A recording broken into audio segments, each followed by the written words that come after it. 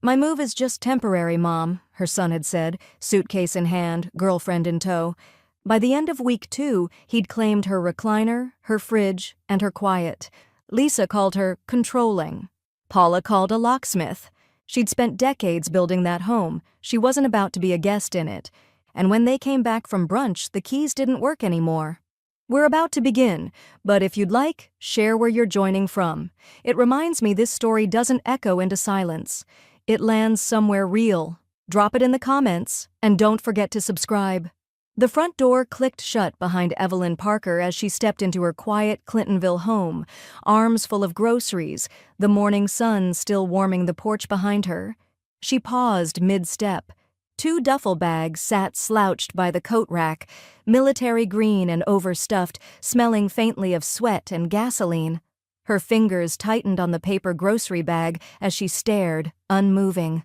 "Greg!" she called, her voice bouncing against the crown molding in her immaculate foyer. From the living room came the unmistakable sound of her son's heavy boots thudding onto her hardwood floor. He emerged around the corner, unshaven and too casual in yesterday's t-shirt, and grinned like he'd just won something. "Hey, Mom," Greg said. "Just until I'm back on my feet." He said it like a joke, like she'd already agreed. She hadn't. Before Evelyn could form a response, the door flew open behind her. Shannon breezed in, floral sundress flapping, lugging 2 plastic bags that rattled with chip bags and neon-colored soda bottles. "Hi, Evelyn," Shannon sang, brushing past her. "Hope you don't mind. We stopped at Kroger on the way." Evelyn watched, mute, as Shannon dumped the bags on her spotless kitchen counter. No produce, no milk. Just boxes of microwave dinners, a 6-pack of energy drinks, and what looked like a family-sized tub of nacho cheese dip. Greg dropped into her favorite armchair like it owed him something. "You still got Netflix, right?" Evelyn finally set her own groceries down on the entryway bench, the thin crackle of the paper sounding absurdly loud. Her stomach curled, not from hunger but from the old instinct that something had just shifted, and not in her favor. By sunset, the kitchen was cluttered with empty cans, chip crumbs, and dishes no one offered to rinse. Shannon had spread her makeup across the downstairs bathroom, and Greg was in the living room, sprawled across the couch like a teenager on summer break. One socked foot dangled over the armrest. A half-drunk beer can sweated on her coffee table. On the wood, not even on a coaster. Evelyn stood silently in the hallway, unseen. Her hands were folded tightly under her arms, holding herself still. "You're quiet tonight," Greg called without turning his head. "Everything okay?" She stepped forward slowly, the overhead light casting a halo on her silver-streaked hair. "I didn't know you were moving in." Greg shrugged, eyes still on the screen. "It's not like that.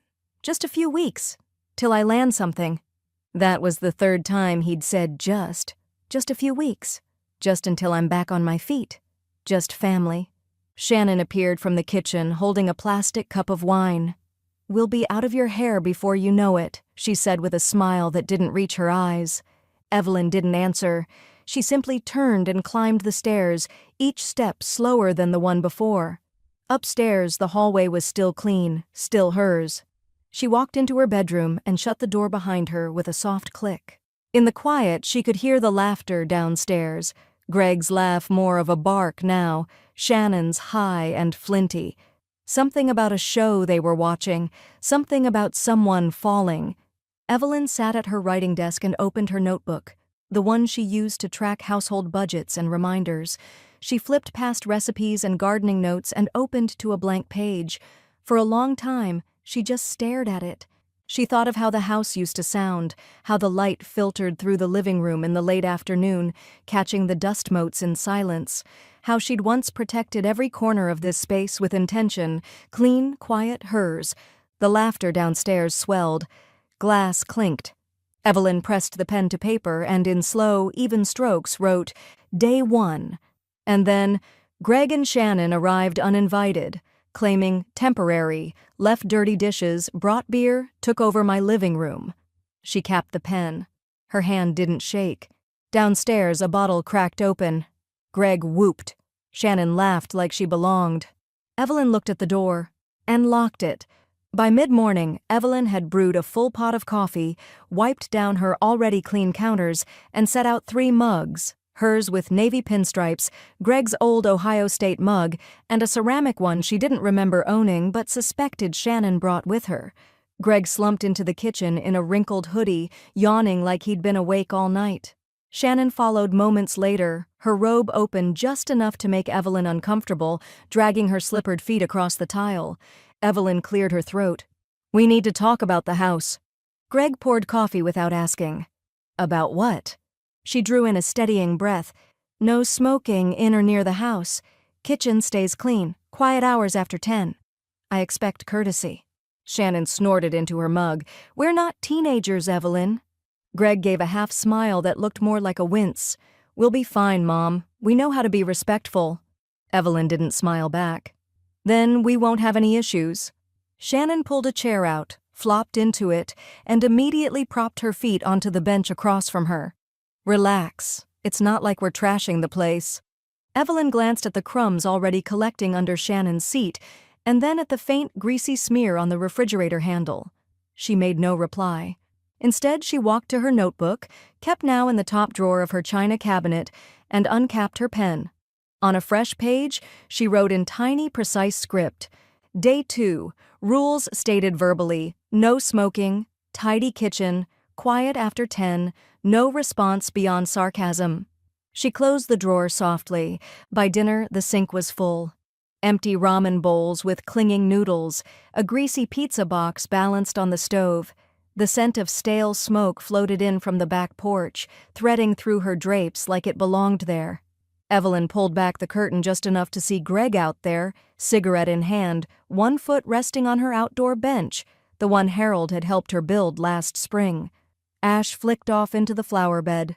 The sliding door opened behind her. Shannon emerged with a fresh soda can in hand. "Oh, hey," she said, catching Evelyn's glance. "It's just outside, not inside." "It's still my home," Evelyn replied evenly. Shannon took a sip. "Right, of course, but hey, it's not hurting anyone."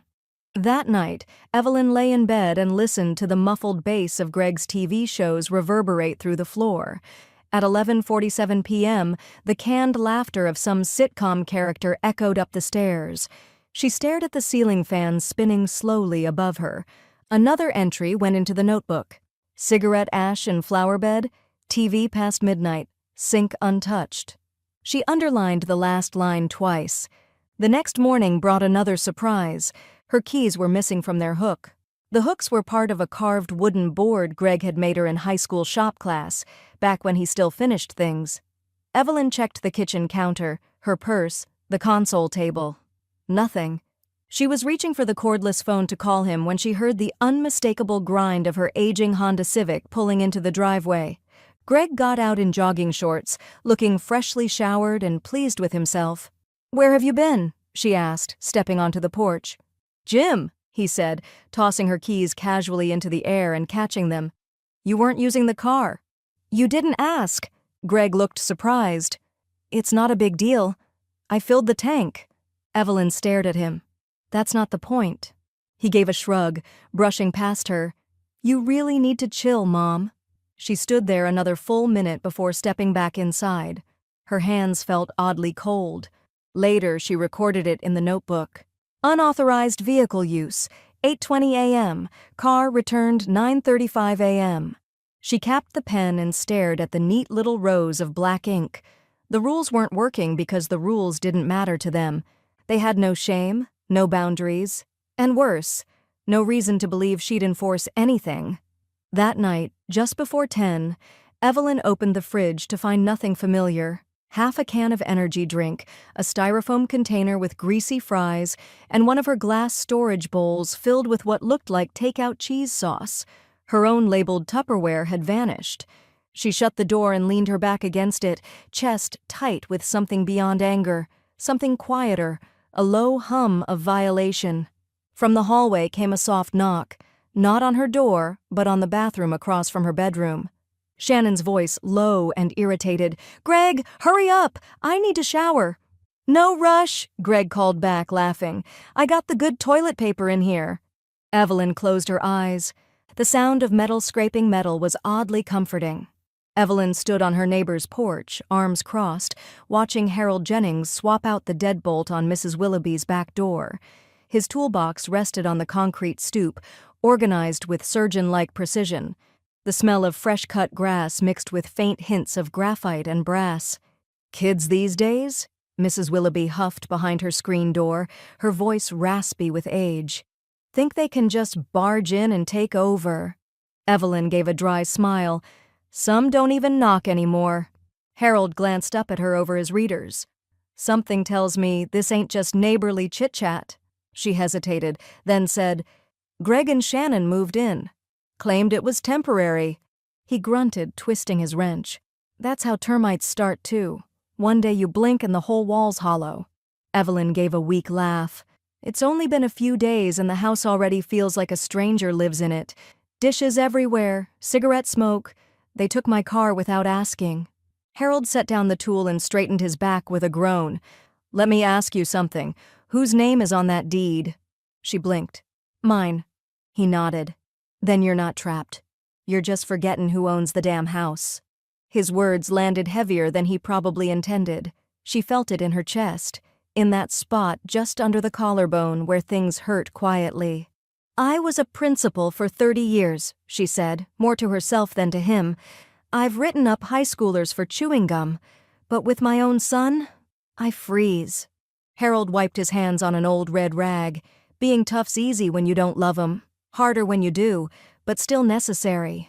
Evelyn looked out across the street to where her car sat idle in the driveway, Greg's hoodie slung across the dashboard like a claim flag. Harold stepped aside as Mrs. Willoughby cracked open the door to inspect the lock.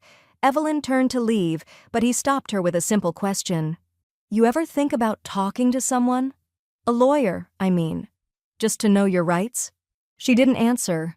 Not right away, but the idea stayed with her. Back home, the scent of burnt popcorn hit her first. She walked into the kitchen to find Shannon scraping blackened kernels from the bottom of her microwave bowl. "Don't worry," Shannon said, waving the cloud of smoke. "We'll air it out." Evelyn didn't answer. She just walked past, up the stairs and into her bedroom, where she pulled open the bottom drawer of her desk. Beneath old birthday cards and utility bills, she found the contact list from her retirement party. One name jumped out at her, Linda Charles, former assistant superintendent. Always knew how to get things done quietly. She called. "Evelyn." Linda's voice was unmistakable, warm, efficient, no time wasted. "Hi, Linda. Sorry to call out of the blue. I need a referral. Someone who deals with tenants and family." There was a pause. Then, without hesitation, Linda said, "Rachel Klein. Property law, downtown, sharp as a tack, doesn't play games." Evelyn jotted it down. She booked the appointment for Friday morning. When the receptionist asked, "Is this an urgent matter?" Evelyn replied, "It's overdue." That night, the house was louder than usual. Greg and Shannon were watching some game show, shouting out answers between sips of beer and bites of fast food. Evelyn stayed in her room, notebook open, phone by her side. She didn't write in the notebook this time. She stared at Rachel Klein's name in her call history, then at the appointment confirmation email. The bold letters read, "Friday, 9:30 a.m., initial consultation." It was a small thing, but it felt like momentum. A knock came at her door, softer than the last time. "Hey, Mom," Greg called. "Can you do a load of laundry tomorrow? We're out of quarters." She didn't reply.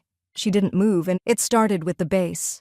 A low, steady thump that vibrated up through Evelyn's floorboards and into her ankles as she sat quietly in the living room, tea in hand, trying to finish a crossword. She glanced at the clock. 6:22 p.m. Then came the voices, laughing, shouting, multiplied. She heard the door swing open downstairs, the rattle of plastic bags, Greg's voice booming something about stocking up for the weekend. Shannon's laugh followed, a shrill bark that made Evelyn flinch. She rose slowly and moved toward the stairwell. From halfway up, she could see into the living room, two strangers already on her couch, red Solo cups in hand. A third woman in high heels sat on her ottoman, shoes directly on the cushion, texting while sipping something orange. Someone turned the music up. Evelyn didn't say a word. She stepped silently back up the stairs and into her bedroom. Her tea had gone cold. She set it down without drinking. At 8:03 p.m., Evelyn stood by the edge of the upstairs hallway, camera phone in hand. She didn't know their names, but the evidence didn't need names. Snap. A photo of the open beer bottles lined up on her window ledge, right where she used to display her snow globe collection. Snap. A group of laughing guests gathered around her coffee table, feet on it, drinks spilling, one of her vintage coasters discarded on the floor. Snap. The kitchen. Shannon reaching into Evelyn's spice cabinet with a smirking friend beside her, both drinking wine from her wedding crystal. Snap. A pile of cigarette butts overflowing from a flower pot on the porch, one still smoldering. Evelyn's hands were steady. She'd stopped shaking 2 photos ago. Back in her bedroom, she lowered the lights, sat at her desk, and opened her laptop. She created a new folder on her desktop and named it, in quiet rebellion, Occupant Documentation. Inside went every photo. Then she drafted an email. Subject: Noise, damage, unapproved gathering. Dear Ms. Klein, attached, please find photos taken tonight from within my home. I am the legal homeowner. These individuals are not tenants and do not pay rent. This party was not permitted. Property is being misused. Items are being damaged. Smoking and drinking in areas I've expressly forbidden. I would like to explore my options. Evelyn Parker. She clicked send before she could talk herself out of it. The reply came faster than expected, barely 10 minutes. Rachel's email was brief. You have options. Let's discuss Friday. Bring everything, photos, timeline, and notes. RK. Evelyn leaned back in her chair and let the silence of her room surround her. It was the only part of the house not vibrating with laughter. Downstairs, someone cranked the music louder. The sound of a bottle shattering made her flinch. Then Greg shouted, "It's fine, we'll clean up later." She didn't believe him.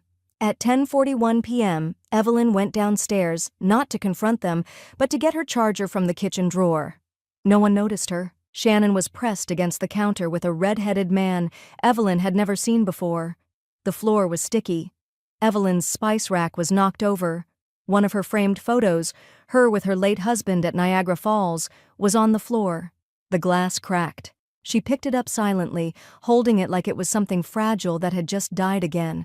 Shannon glanced over, noticed her. "Oh, Evelyn, don't worry. We'll fix that." Evelyn turned without a word and walked back upstairs. In her room, she replaced the cracked frame with a spare from her closet, slid the photo in like tucking away something sacred. Then she returned to her notebook. Day 4, unauthorized party, broken frame, unknown guests, cigarette butts and planters, spice rack destroyed, no acknowledgement or apology. She closed the cover, not gently. She stared at her closed door, listening to the noise downstairs. The living room that used to smell like fresh coffee and lemon polish, now reeking of beer and cheap cologne. And then, quietly, the sound she didn't expect. The faint creak of her upstairs hallway floorboards. Someone was coming up. Morning came late. Evelyn hadn't slept. She waited until the house was still. Just the faint hum of the refrigerator, the cicadas outside rising like static. Her slippers barely made a sound as she walked to the printer in the hallway alcove. The single sheet emerged slowly, line by line, legal and final. 30-day notice to vacate, typed, signed, dated. She took the envelope, slid the letter inside, sealed it with a steady hand. She didn't rehearse what she'd say. She wouldn't need to.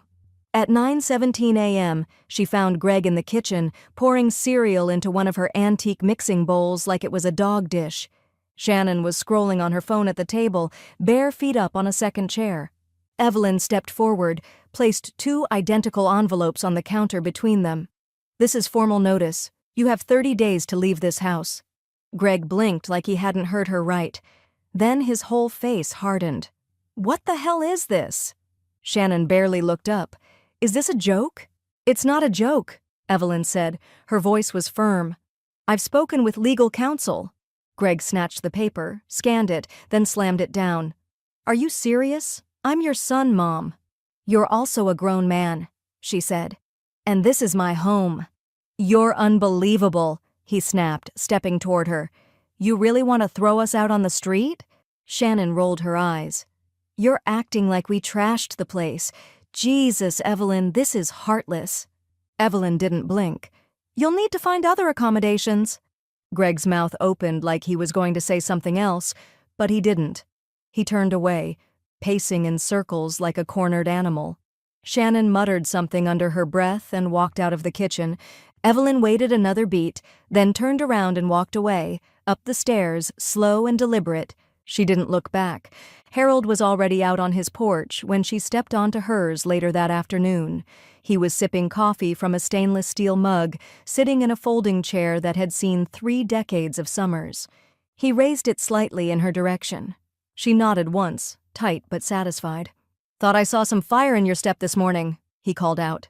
Evelyn didn't smile, but her lips twitched like they might. "They have 30 days," she said. "They know now." He didn't say anything more, just tipped the mug again, then went back to watching the street like it was a slow-moving movie. Back inside, Evelyn opened her laptop. Rachel's reply to the scanned notice was already sitting in her inbox. "Looks good. Well-worded and legally sound. If they don't leave voluntarily, we'll file formal eviction next. You're covered. RK." Evelyn closed the laptop, exhaled. Something inside her shifted. Not entirely relief, more like ballast finally moving in a storm-tossed ship. She wasn't safe yet, but she was steady. Later that evening, she opened the linen closet to reorganize it. She needed a clean task, something to fold, something to restore order. But the towels weren't where she left them. Her floral guest set, the ones she'd bought for holiday visitors, were gone. She frowned, turned to the spare bedroom door down the hall. The door was cracked open. She pushed it wide and froze. Inside was no longer a guest room. It had become something else entirely. Her sewing table was gone, replaced by a full-length mirror leaned precariously against the wall. Her comforter shoved into a bin under the bed. The closet door hung open, stuffed with bright, trendy dresses and purses she didn't recognize. Makeup trays, curling irons, and shoes spilled across the carpet. A bottle of half-used self-tanner sat on her windowsill like it belonged there. Evelyn stared at it all, at her things pushed aside, replaced by someone who'd brought chaos and decided to install it like wallpaper. On the mirror was a sticky note in Shannon's handwriting, "Closet space. Hope that's okay." Evelyn's breath came short. She didn't yell. She didn't cry. She simply turned, walked back to her room, and retrieved the notebook. Day 5. Spare bedroom converted into personal closet. My linens removed. My belongings displaced. No permission asked. Shannon note. Hope that's okay. She clicked the pen closed. She didn't want hope. She wanted control. Evelyn returned to the spare room the next morning, just after sunrise. The hallway was still, the rest of the house blissfully silent. She didn't turn on the light. She didn't need to. The gauzy curtains filtered in enough pale light to expose every inch of the mess.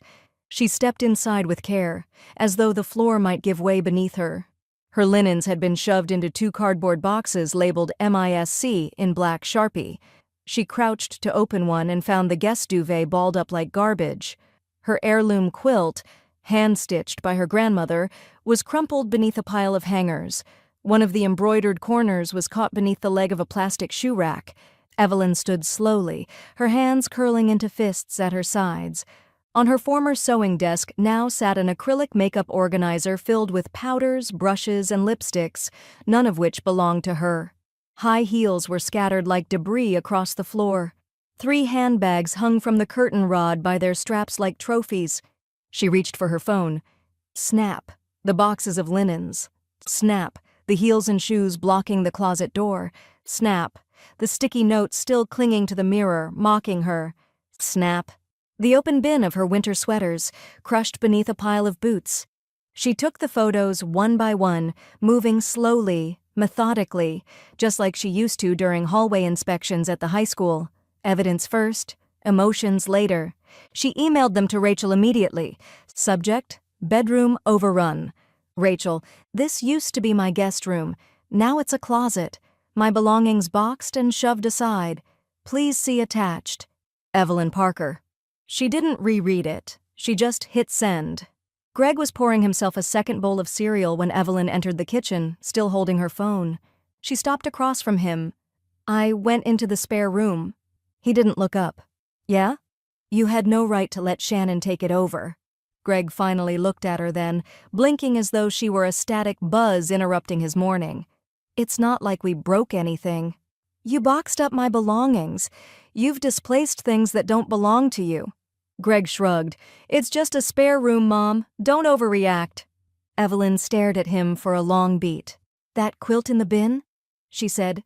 It was sewn by my grandmother during the Depression. It belonged on a guest bed, not under a shoe rack. Greg dropped his spoon into the bowl with a loud clink. God, you make everything a crisis. Do you want us gone or not? Because honestly, you're sending some pretty mixed messages. No, Evelyn said flatly. I want you out. I've made that perfectly clear. Greg rolled his eyes and turned back to the fridge like the conversation bored him. Jesus, Mom.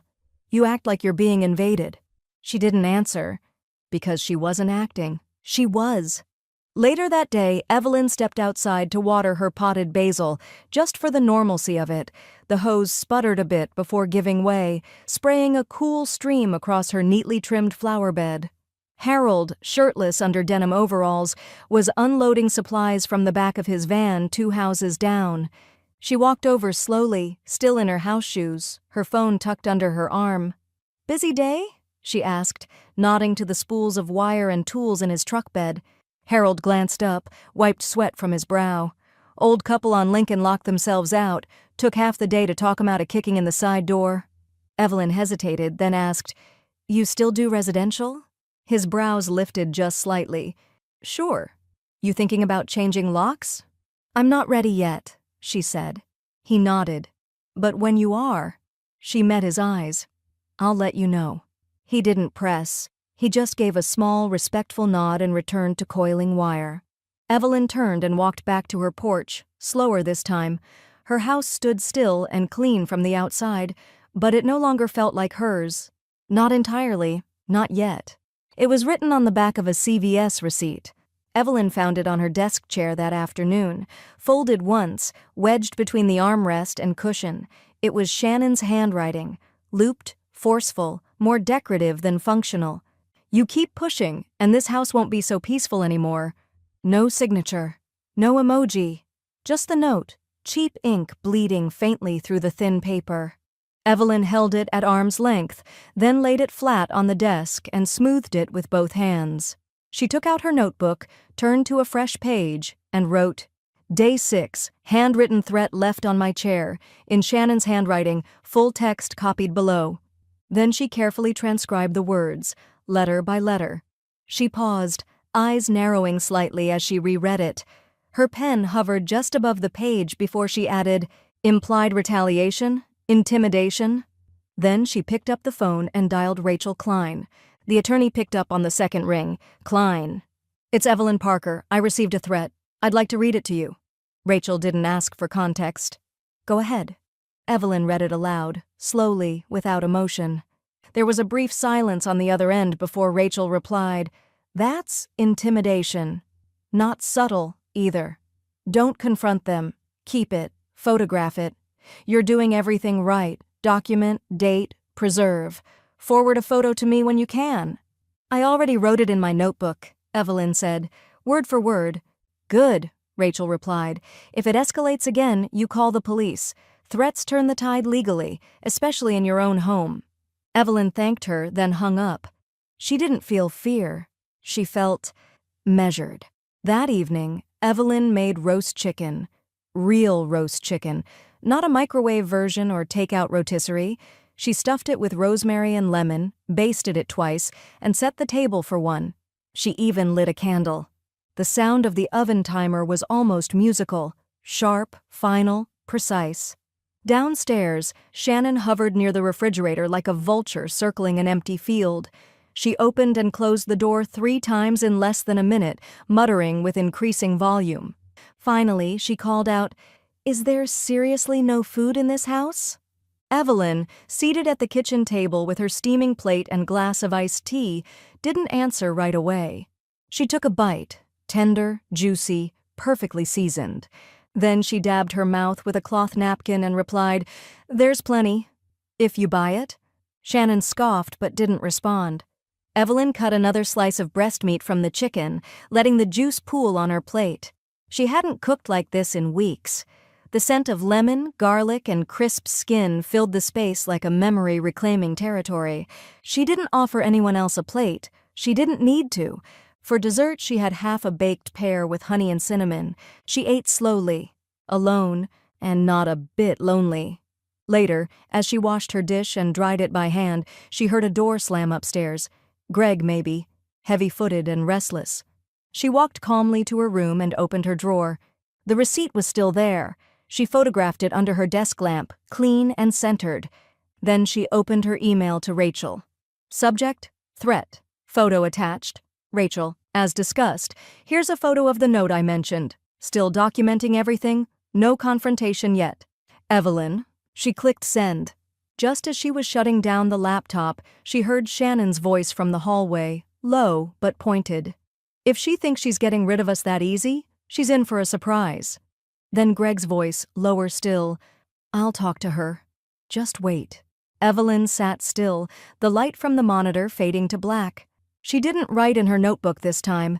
She just slipped the receipt inside, folded the notebook shut, and placed it under her pillow. The courtroom was smaller than Evelyn expected. No towering columns, no oak-paneled drama, just a second-floor chamber in Columbus Housing Court with gray carpet, humming fluorescents, and a judge who looked like she drank her coffee black and hated lateness. Evelyn sat at the petitioner's table, composed, spine straight. Rachel Klein beside her was in a tailored navy blazer, no nonsense in her posture or tone. She'd barely said hello before opening her folder and aligning her notes like a chessboard. Across the aisle, Greg slouched in a wrinkled button-down that looked 2 sizes too big. Shannon wore a skin-tight black turtleneck and too much eyeliner. Her heels clicked like punctuation every time she shifted in her seat. Greg leaned over and hissed something to Shannon. Shannon rolled her eyes and whispered back, arms folded. Evelyn didn't look at them. She didn't need to. She had Rachel. The clerk called the case number. All parties present? The judge asked, flipping through paperwork without looking up. Petitioner present, Rachel said. Greg cleared his throat and stood. We're here. I'm her son. The judge glanced up briefly. Noted. Let's proceed. Rachel opened with a clean-clipped summary. Evelyn Parker, sole homeowner. Greg and Shannon Parker, invited guests turned unauthorized occupants. No lease, no rent paid, multiple violations, formal notice served, refusal to vacate. She passed forward copies of the 30-day notice, Evelyn's timeline notes, and a printed sheet of labeled photographs, trash piles, damage, beer cans on furniture, cigarette butts in flower pots, and Shannon's sticky note in full color. Greg stood up like the floor was on fire. She's exaggerating. We're family. She owes us. The judge held up a hand. You'll get your turn, sir. Rachel didn't flinch. She continued. My client is not a landlord. She's a homeowner defending the integrity of her primary residence. These occupants have established no legal tenancy. This is a civil enforcement of property rights. Greg huffed audibly. She's acting like we're squatters. I'm her son. The judge peered at him. Did you sign a lease? No, but did you pay rent? Greg faltered. We bought groceries. Shannon cut in, arms crossed. And cleaned, sometimes. Rachel didn't turn her head, but Evelyn saw the corner of her mouth twitch upward like a knife unsheathing. The judge folded her hands. Mr. Parker, your mother has a right to decide who lives in her home. Family status does not grant indefinite occupancy.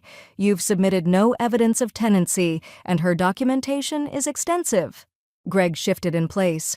But she can't just kick us out. We don't have anywhere lined up yet. Shannon muttered something under her breath. The judge's expression hardened. Is that a legal argument, Miss Parker, or just attitude? Shannon blinked. Sorry. Evelyn kept her eyes on the bench, steady and still. Her pulse thudded in her ears, but her hands were calm in her lap. The judge signed a document with a practiced flick of the wrist. Vacate order is granted, 30 days effective from date of original notice, which has already passed. Enforcement eligible immediately if noncompliance continues. Greg turned bright red. Shannon exhaled sharply through her nose. Evelyn didn't move, didn't celebrate, just nodded once. Rachel turned toward her, expression cool and victorious. "We'll follow up with the enforcement officer." Evelyn rose, collected her purse, and followed Rachel out of the courtroom. In the hallway, Rachel paused beside the elevator. "You did well," she said. "You were calm, smart. Paper trail was everything." "Thank you," Evelyn replied. Her voice didn't tremble. "I won't forget what you've done." Rachel nodded. "They'll either leave quietly or not. But either way, this is now enforceable. You're not alone in this anymore." The elevator dinged. As Rachel stepped in, Evelyn said, "I'd like to be copied on everything." "You will be," Rachel said as the doors slid shut. Outside, the air was crisp with early fall. Evelyn pulled her coat tighter around her shoulders and started walking toward her car. Halfway down the block, she heard footsteps behind her, heavy and fast. "Mom!" "Greg." She didn't stop. "Mom, wait. Just talk to me for a second." She turned at the edge of the sidewalk. "There's nothing left to discuss." "You're really going through with this?" She stared at him. "You already said it yourself, Greg." He squinted. "Said what?" "That I'm acting like you're a squatter." She tilted her head. "You were right." She got in the car and closed the door before he could respond. They heard the knock before they saw the uniform. Greg had been slouched in front of the TV, remote in hand, dead-eyed from channel surfing. Shannon was barefoot in the kitchen, scrolling through her phone while slathering peanut butter onto a paper towel. Evelyn was upstairs in her bedroom, folding her late husband's button-downs. Not because they needed folding, but because her hands wanted something old and familiar to hold. The knock came again. Firm, authoritative. 3 short raps, followed by 1 long. Evelyn stood and walked to the stairs without rush. She could already hear Greg's irritation echoing from the living room. "Who the hell is banging like that?" Then the door opened, and the air changed. "Gregory Parker?" the sheriff's deputy asked, standing tall in the doorway, the brown envelope already in hand. Greg blinked. Yeah?" The deputy stepped forward. "By order of the Franklin County Housing Court, this is formal notice of court-approved enforcement to vacate the premises. You've been given the required time frame. You are now in violation." Greg backed up a step. "Wait, no, this is unfair." Evelyn reached the bottom stair just as Shannon appeared from the hallway, eyes wide. "You can't just barge in here," Shannon shouted. "This is private property."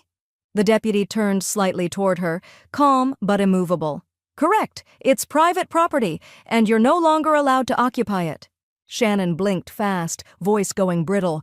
"This is insane! We're family!" Evelyn stepped quietly onto the porch, her arms crossed, eyes unreadable. The deputy glanced at her. "Miss Parker?" She nodded once. "It's all in order."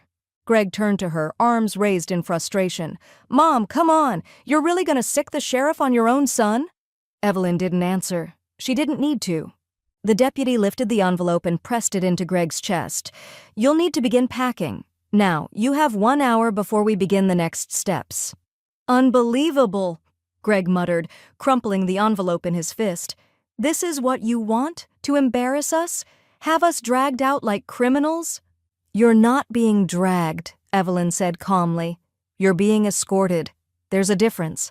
Behind them, Shannon let out a theatrical gasp and leaned against the doorway like a fainting actress in a bad regional play. "Oh my God, I can't believe this," she moaned. "This is abuse. You can't just treat people like garbage." The deputy didn't flinch. "We're not here for drama, just compliance." Greg was pacing now, mumbling to himself, flinging open drawers as if daring them to stop him. Shannon stomped up the stairs and came down with an armload of clothes half on hangers, half balled in her fists. Evelyn didn't move from her porch. She didn't flinch at Shannon's glares or Greg's loud muttering. Across the street, Harold was standing on his own porch, leaning casually on the railing with his thermos in hand. His posture was easy, but his eyes were sharp. When Evelyn caught his gaze, he gave her a small, respectful nod. She nodded back. 1 hour passed in slow, jagged increments. Suitcases were dragged out, trash bags stuffed with tangled cords, shoes and toiletries followed. Shannon dropped a mirror. Greg cursed under his breath. The deputy remained steady as a metronome. When it was done, when the final duffel bag thudded onto the porch steps and Greg refused to meet her eyes, Evelyn looked down at the keys in her palm. Her house keys. She walked to the edge of the porch, crossed the lawn, and met Harold at the curb. She didn't say much, just leaned in slightly and whispered, "Change them. Tonight." Harold's brow lifted, but he didn't question it. He took the keys from her hand with quiet certainty, like a soldier receiving orders from a commander who'd finally decided to strike. Evelyn turned back to the house, her house, and walked up the steps without looking over her shoulder. Inside, the silence was jarring, not peaceful yet, not safe yet, but clean. The first lock came off with a soft metallic click, like a final period at the end of a long, chaotic sentence. Harold stood at the front door, screwdriver in one hand, new deadbolt in the other. His toolbox sat open beside him on the welcome mat. The porch light glowed faintly behind him, casting a long shadow over the steps. Inside, Evelyn sat at the window with a mug of black tea, both hands curled around the ceramic. The living room was quiet. No TV, no voices, no clutter. Just the quiet, rhythmic sound of screws loosening, metal turning, mechanisms being replaced. "New strike plates going in now," Harold called gently through the screen. "Everything'll be keyed fresh." "Take your time," Evelyn said. Her voice was steady, almost serene. The locks had once been picked out by her husband, brass, polished, solid, reliable. But old things wear down. They stop resisting what they're supposed to keep out. It was time. By 8:45 p.m., the front side and back doors had all been changed. Every lock, every keyhole, every click point resecured. Harold handed her a new key, single, unmarked, gleaming silver. "One of a kind," he said. "No duplicates yet." Evelyn took it gently, as if it were something sacred. "Thank you." He gave a respectful nod and began packing up without lingering. As he turned to go, Evelyn stepped closer. "If they come back, I won't be answering." Harold met her gaze, quiet steel behind his calm. "They won't get far." She watched him cross the street, toolbox in hand, then turned and locked the front door with the new key. The click echoed louder than expected. This time it sounded like a beginning. Morning arrived gray and windless. Evelyn brewed her tea early and sat at the kitchen table, watching the sky shift through the window above the sink. At 9:12 a.m., the pounding began. First a fist, then a flat palm, then both. 3 solid knocks, then 4, then rapid-fire pounding, bam, bam, bam, each strike more desperate than the last. "Evelyn!" Shannon's voice screeched through the front door like a banshee in a hallway. "Open this damn door!" Evelyn didn't move. She simply sipped her tea. A beat of silence. Then the knob jiggled, once, twice, stopped by Harold's handiwork. Outside, the porch boards creaked under shifting weight. "You changed the locks?" Shannon shouted. "Seriously? After everything?" Evelyn heard the thud of something soft hitting the door. Maybe her own winter coat, maybe a shoe. She kept her back to it. Then came Greg's voice. Lower, pleading. "Mom, come on, let's talk." She didn't answer. "We can fix this," he said.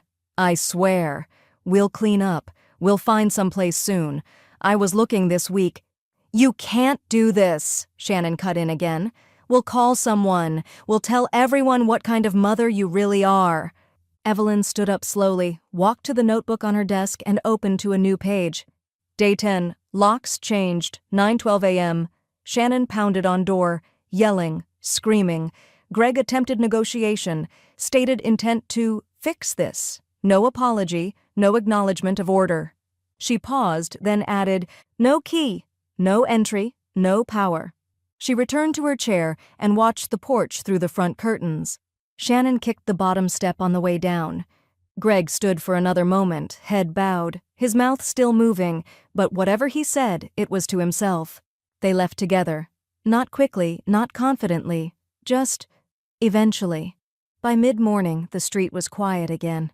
Evelyn walked the perimeter of the house, checked the new locks, inspected the basement windows. She wasn't looking for reassurance. She was making a statement to herself. This house is mine. This peace is mine.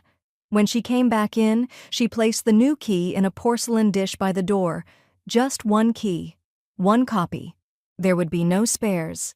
The envelope arrived 2 days later, creased, off-white, cheap. The return address wasn't a law firm, not really.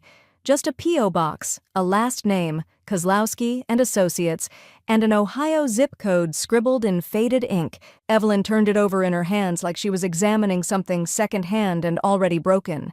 Inside, 1 page.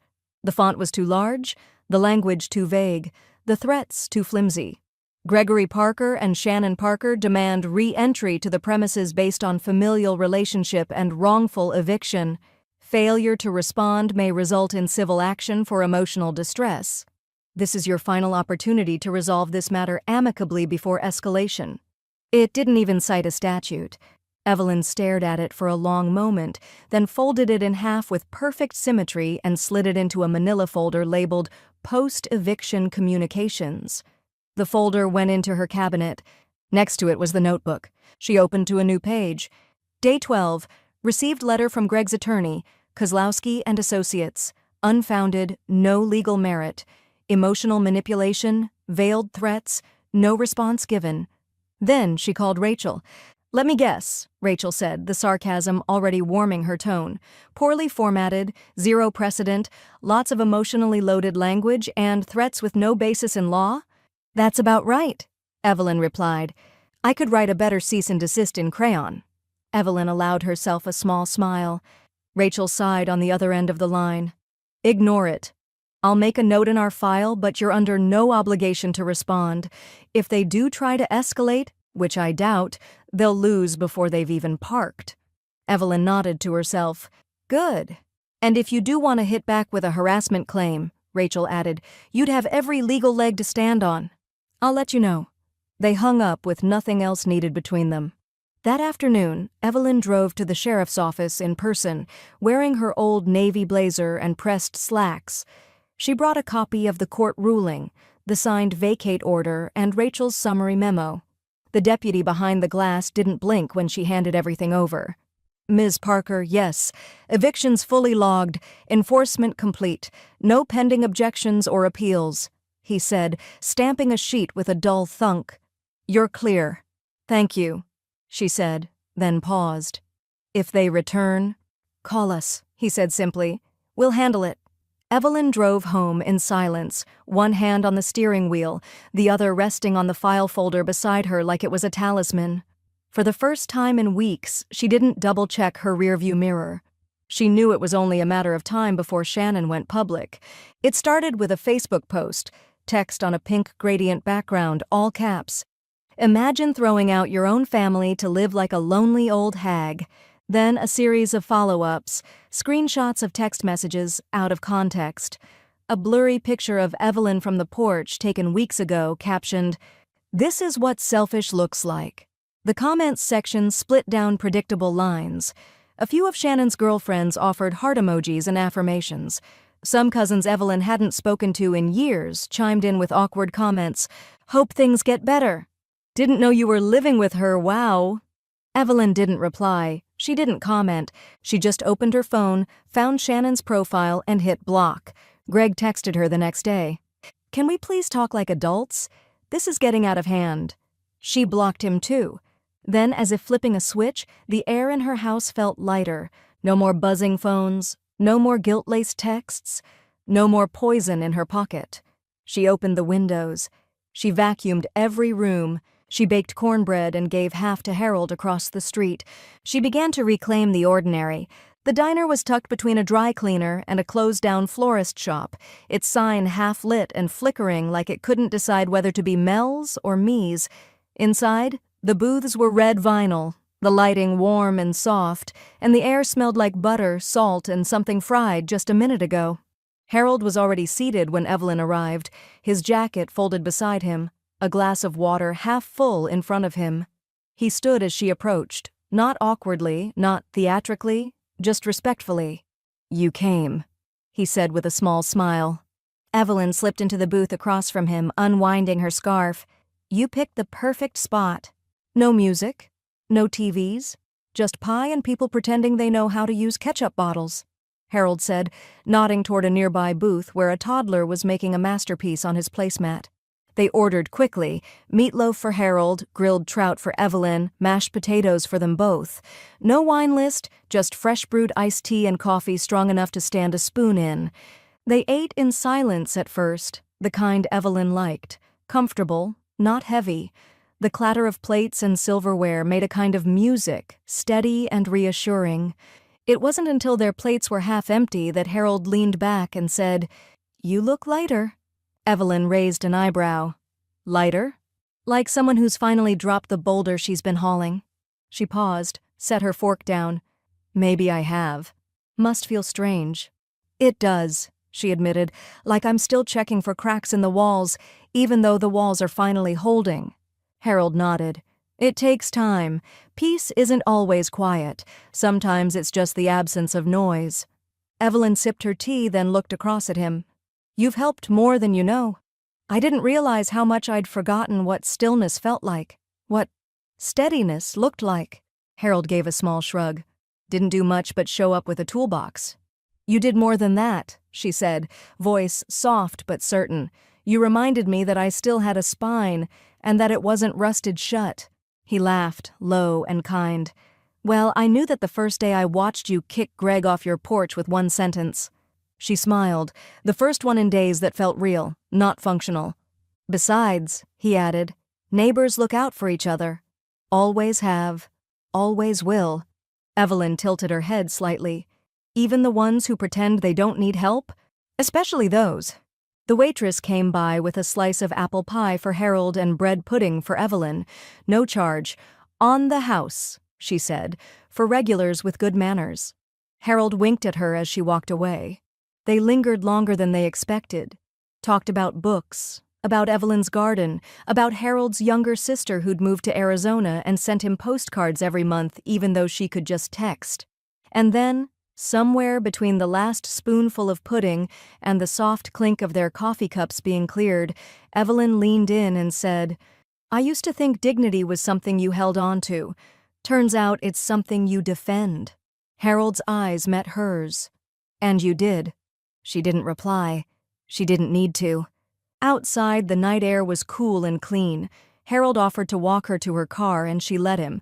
At the curb, he hesitated for a moment. You ever need anything? Locks, screens, company? You just holler. Evelyn smiled. I don't holler. He tipped his head. Then whisper. She opened her car door, looked back once. Thank you, Harold. He just gave a soft nod and walked away, hands in his pockets. She sat in the driver's seat for a moment before turning the key. The car hummed quietly, waiting. Downtown was quiet for a Thursday morning. The courthouse was already humming, but the law office where Rachel had set the appointment was tucked away on the 12th floor of a modern glass building, just above the trees turning orange along Broad Street. Evelyn stepped out of the elevator with her purse clutched at her side and her heels tapping a steady rhythm. The waiting room was cool and efficient. Leather chairs, a muted, abstract painting, the soft click of a receptionist typing behind a curved desk. Rachel greeted her at the door to the conference room, sleeves rolled, glasses perched low on her nose. I've got everything ready, she said, nodding toward the table where a slim stack of papers waited. Evelyn sat down, took a breath, and glanced at the top page. It was cleaner than she'd expected. Director? Final. I made the change you requested, Rachel said. Gregory Parker removed as beneficiary. The home, retirement accounts, and insurance will go instead to the Ohio Education Equity Trust. Evelyn nodded. That's the one that funds first-generation teachers? Exactly. Full scholarship endowments. They do good work. She picked up the pen without hesitation and signed the first page, then the second, and the third. Rachel filed each into a manila folder as she went, precise and wordless. When it was done, Evelyn leaned back and closed her eyes for a moment. Not because she was tired, but because something had finally settled, like a train pulling into a long-delayed station. You okay? Rachel asked, softer now. Evelyn opened her eyes. I'm better than I've been in months. Rachel gave a half smile. You'd be surprised how many clients say that the second they take their children out of their wills. Not surprised at all, Evelyn said. She stood, smoothed her coat, and extended her hand. Rachel shook it firmly. "I appreciate everything," Evelyn said. "You were clear, that helps." Rachel's voice dropped slightly. "And you were brave. That matters more." They said their goodbyes, and Evelyn took the elevator down alone. Outside, the breeze had shifted. She stopped at the cafe across the street for a cappuccino, real foam, real cinnamon, and drank it slowly on a bench near the courthouse lawn.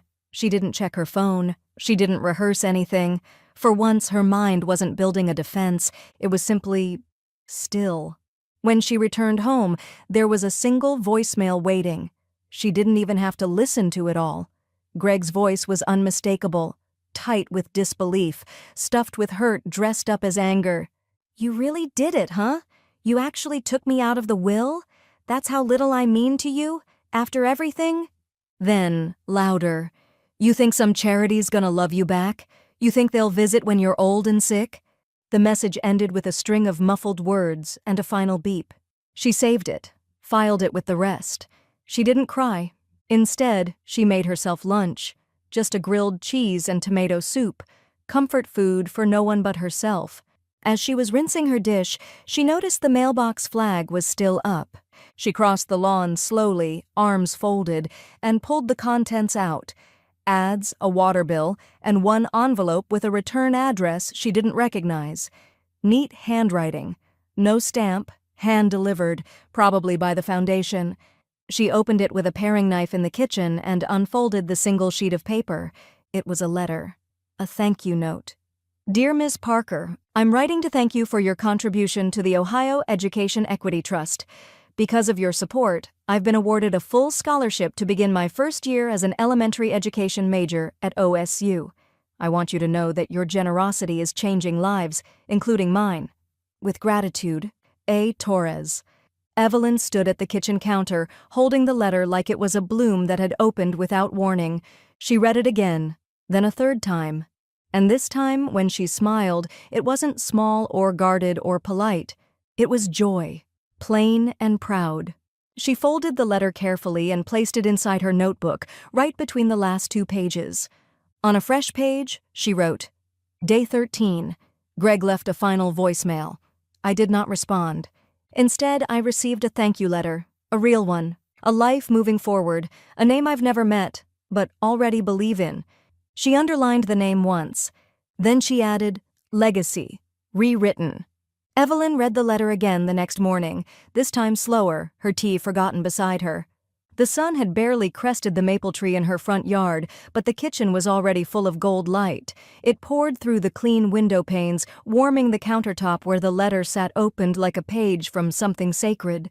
She read the final paragraph aloud, barely whispering, "I want to teach 3rd grade. My mom always said 3rd grade is the year kids either feel seen or start to disappear. I want them to feel seen, like I do now." A Torres. No first name. Just an initial, a future, and a voice that sounded impossibly young and certain. Evelyn blinked hard. One tear slipped down, then another. She didn't stop them. She'd cried plenty in the last few weeks, quiet, exhausted tears behind closed doors. But this was different. These tears came from somewhere full, not hollow, from something being restored, not lost. She stood slowly, letter in hand, and walked to the refrigerator. The door was bare. The calendar had long been taken down. The family photos were gone, boxed away after the last screaming match. Only the magnetic grocery list remained, milk, eggs, basil, scribbled in her own neat cursive. She slid the letter beneath a daisy-shaped magnet and stepped back. The handwriting, clean, sincere, was now the centerpiece of her kitchen. She exhaled and finally took a sip of tea. A knock came at the door, not loud, not frantic, just 2 short taps. She didn't tense. When she opened it, Harold stood there in his usual overalls, one hand behind his back. "Morning," he said. "Got something for your counter." He brought out a bouquet, sunflowers, marigolds, a few clippings of basil from his own yard, their scent sharp and fresh. "Thought you might need a little color," he said. Evelyn smiled and stepped aside. "Come in. Coffee?" Wouldn't say no. They settled into the kitchen like it was the most natural thing in the world. Harold set the flowers in the sink, found a vase without asking, filled it halfway, and arranged the stems without a word. Evelyn poured coffee, black for him, cream for her. They sat across from each other at the kitchen table, steam curling above their mugs, the morning moving around them but not through them. Harold glanced at the fridge. "That your letter?" She nodded. "From the student. Torres." He looked again. "Sounds like someone who'll change a few lives." Evelyn stirred her coffee, eyes soft. Maybe more than a few. They sat in quiet for a while, comfortable, slow-breathing silence. Harold eventually leaned back and said, "This place feels different now." Evelyn nodded.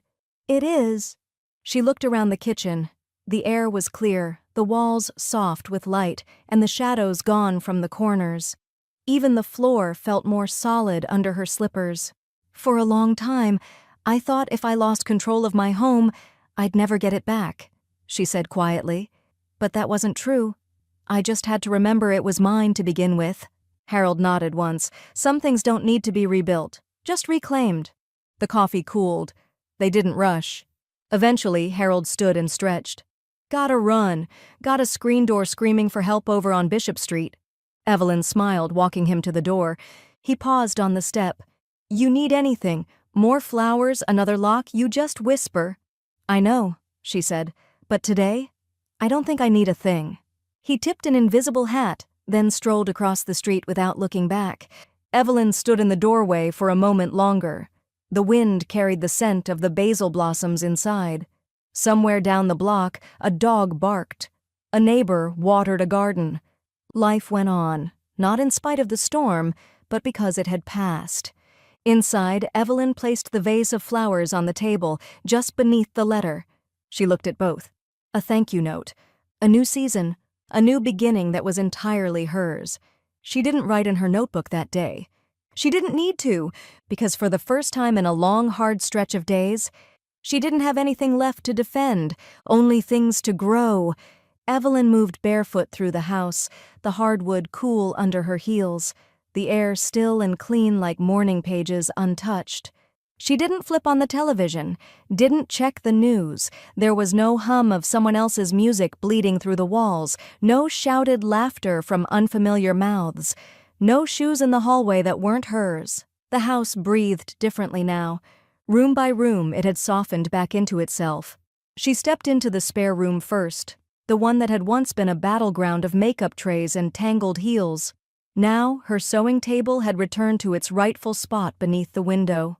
The quilt from her grandmother lay folded neatly across the back of the guest bed, hand-stitched corners finally free from plastic furniture and careless feet. She smoothed the fabric once, then moved on. The linen closet, restocked, reorganized. Not a single label read MISC. Her hallway smelled faintly of lemon polish. She hadn't used it since spring. In the kitchen, sunlight poured through the eastern window, illuminating the daisy magnet on the fridge. Behind it, the letter from a Torres. She read it again without taking it down. Just the way the ink curved in the signature was enough to lift her chin a little. On the windowsill, her jade plant, once knocked over, now upright and thriving, reached toward the morning light. She rotated the pot half an inch and misted the soil. Not too much. She'd learned what enough looked like. The kettle began to sing behind her. Evelyn poured hot water over her tea leaves and let it steep. No timer. Just instinct. She carried the mug into the living room and settled into her favorite chair, the one by the bookshelf that had survived 27 Thanksgivings, 2 granddaughters learning to read, and one husband who used to fall asleep with it reclined and a library book open on his chest. She sipped slowly. Outside, the breeze stirred the maple tree, its branches clicking gently like wind chimes made of bark. Inside, there was no tension waiting behind the silence, no dread buried beneath the quiet. It was just quiet, fully and finally. She looked around. No abandoned shoes, no empty bottles, no notes taped to mirrors. No one calling her heartless, no one taking what was never offered. The coffee table had been dusted that morning. A vase of fresh wildflowers sat on it, Harold's latest delivery, this time wrapped with twine instead of rubber bands. Her calendar was pinned back up, clean and hopeful. Next Tuesday, she'd plant fall mums. Thursday, a community meeting at the library. Saturday, a call with her niece in Vermont. Ordinary things, ordinary days, and she would decide how they unfolded. When she finished her tea, she stood and placed the empty mug in the sink. It clinked softly, like punctuation. Then she turned the lock on her front door, not out of habit, but out of intent. Security didn't mean fear, it meant ownership. She paused with her hand on the key still resting in the dish by the door. Only one copy, only hers. She looked around once more. This house that had bent but not broken, been misused but not lost. A house with a spine. A house that had chosen its person and waited for her to choose it back. Some days the world could feel unrecognizable. But this? This was hers. Always had been. Always would be. She pressed her palm against the cool wood of the door and closed her eyes just once, then whispered to no one and everything all at once. Some locks guard doors, others guard dignity.